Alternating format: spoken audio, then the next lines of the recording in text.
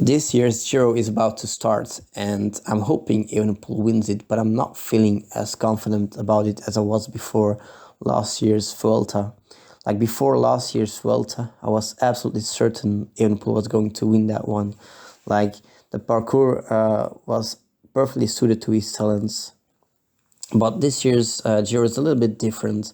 I think there's another rider whose sons are perfectly suited for the parkour, and that's Roglic. Plus, Roglic's form is far better than it was before last year's Vuelta, in my opinion. So, yeah, for me, Roglic is a big favorite, but I'm hoping Evenepoel wins it instead. Plus, I also think Roglic is maybe slightly less prone to have a bad day than Evenepoel. Like, there are certain riders which I don't think have a bad day. Like, there's a Pogacar, a Vingegaard, and Roglic, and I barely ever seen them have a bad day. Whereas I have seen Evenepoel in the past have a bad day, like in the Tour of the Basque Country, during the Tirreno Adriatico.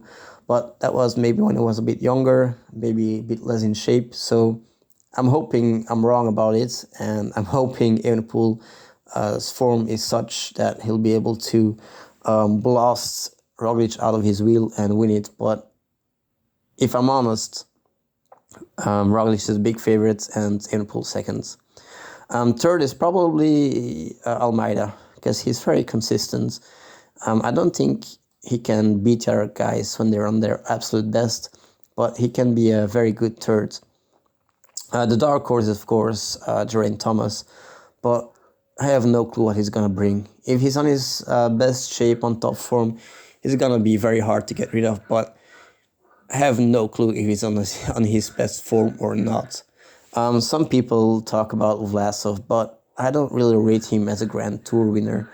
Like he's a very good top 5, top 10 guy, but I just never see him as a victor of a Grand Tour.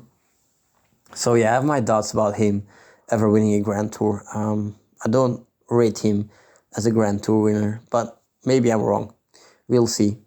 As for today's race, it's a time trial, but it's the first day of racing, so everyone will be entering this stage fresh and ready. So I'm not expecting any big time gaps. Like people are saying, okay, Evenepoel can maybe get some time, but I doubt that. I think it's gonna be very close. Like if it's more than 50 seconds difference between Evenepoel and Roglic and Almeida, I'll be very surprised. I think everyone's going to be very close after today, just because it's the first day and everybody's going to be fresh and ready to start off with.